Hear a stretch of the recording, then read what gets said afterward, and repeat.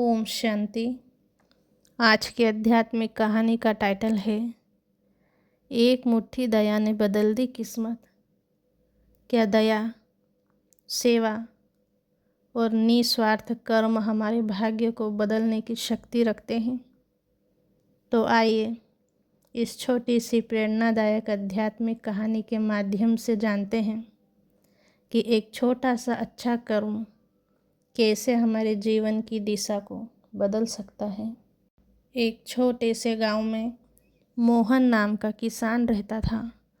वह मेहनती था, लेकिन उसकी आर्थिक स्थिति ठीक नहीं थी।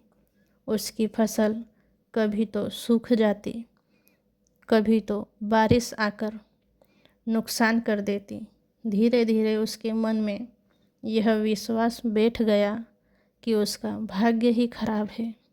एक दिन वह उदास होकर खेत से लौट ही रहा था कि रास्ते में उसने देखा कि एक वृद्ध व्यक्ति प्यास से परेशान होकर बैठा है।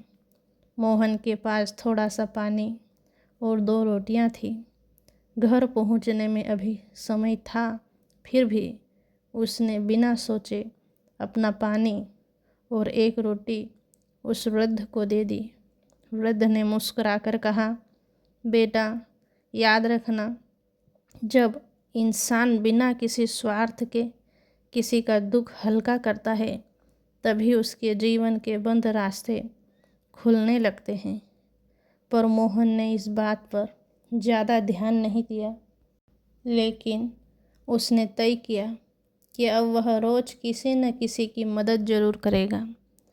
किसी भी भूखे को भोजन खिला देता, कभी किसी बूढ़े का सम्मान उठा देता, कभी किसी दुखी व्यक्ति को हिम्मत देता। कुछ महीनों बाद उसके जीवन में धीरे धीरे बदलाव आने लगे। उस साल उसकी फसल बहुत अच्छी हुई। गांव के लोगों ने भी उसके अच्छे स्वभाव के कारण उसके हर कार्य में उसका साथ देना शुरू किया। कुछ समय बाद एक दिन वही वृद्ध फिर मिला। उसने मोहन से पूछा, अब बताओ, भाग्य बदला था या नहीं?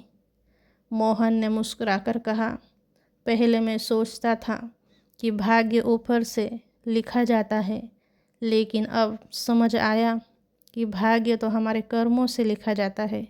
कर्म ही वह कलम है जिसके द्वारा मनुष्य के भाग्य का निर्माण होता है। तभी वृद्ध ने उत्तर दिया, परमात्मा हर अच्छे कर्म का फल सही समय आने पर जरूर देते हैं, क्योंकि दया, सेवा और शुभ भावना कभी व्यर्थ नहीं जाती।